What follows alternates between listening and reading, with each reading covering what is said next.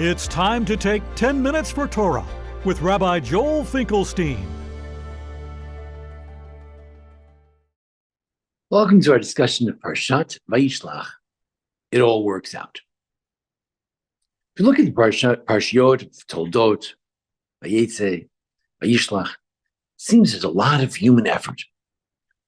Rivka had to orchestrate in Parshat Toldot, make sure that Yaakov would get the blessing. Yaakov runs and he has to go to another country and he has all these children.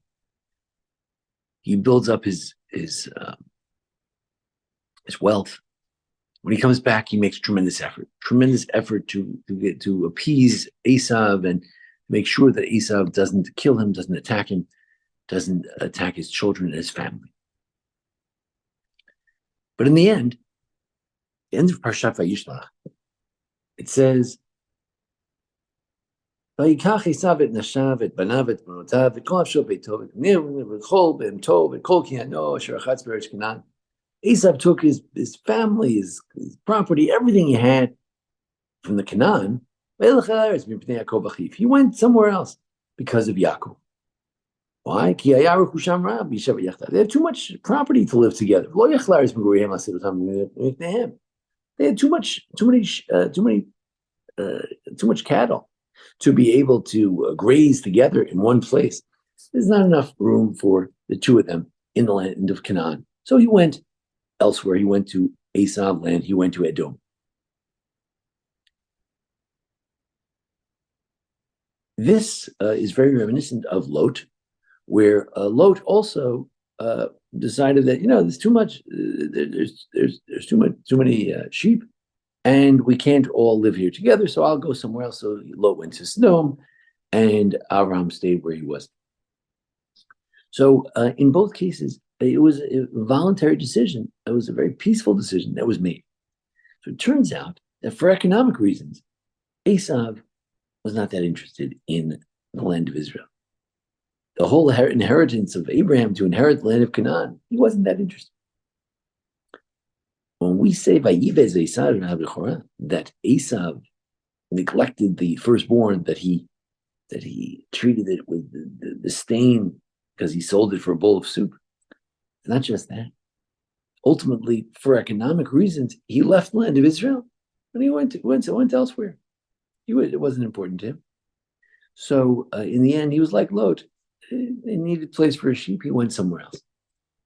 Then it turns out that all the Parshiot, the great efforts that Rivka and Yaakov made to get the bracha, sale of the birthright from Esav, all these machinations to stop Esav from attacking and all that, it turns out that it didn't seem to be completely necessary. As the Radak said regarding Rivka, the Radak said that he says Yaakov lo yatzarich the bracha. Jacob didn't need a blessing from his father. Yitzchak knew the bracha for Abraham would have to go, the righteous one. It would have to go to Yaakov, to no one else. Tamir Ganot has pointed this out. Tamir Ganot was visiting here in Memphis this Shabbat. David Zvi Hoffman alluded to this point, that we have here the real backstory, the real story of ultimately why Esav left. Esav left because he was interested in economics. Esav left perhaps peacefully, and all the machinations and all the worries and all the things that Yaakov did to make sure that he got the blessing, turned out it wasn't necessary. Because really, Esav was a materialistic man, and he found his materialistic pursuits in the land of Edom with Anah, the family of Anah, one of the Ali Bamaz, father, who he was so enamored with. So very often in life we work hard, we try to achieve certain things, but sometimes God has other plans. Man plans and God laughs. The plan of God is the one that works. The efforts to secure the blessing of Abraham is certainly worthwhile, but sometimes we try a little bit too hard. Sometimes we have to let God do his job. Sometimes what's destined to be will be. And ultimately, Yaakov's place in the land of Israel was to be. We have to worry that somehow, those of us who have not made it to the land of Israel, somehow we haven't been selected to go there. Those who are there, they get all the fruits of the land of Israel. We don't want to be like Esau, who goes only for economic reasons to other places. But in any event, the story is clear. Yaakov tried very hard to make sure he got the blessings, to make sure he got the land of Canaan. In the end, Esau left. He wasn't interested in Canaan.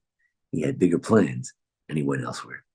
Let's hope that that will be true of all of our enemies. Will just go away, and despite all of our great efforts, the ultimate thing will be that the land of Israel is most appropriate for the children of Jacob, and in the end, the land of Israel will be filled with the children of Jacob. Shakad v'shanan will be everything. Hopefully, will be quiet, peaceful, and everyone will be blessed. No more war, and everyone can live in the appropriate place for their spiritual destiny and ultimately the destiny of the world itself. Thank you for joining us here at the Baron Hirsch Congregation. Join us each week for a discussion of the Parsha and the holidays. And thanks to Jason Lefkowitz, our producer. Thank you. This has been 10 Minutes for Torah with Rabbi Joel Finkelstein.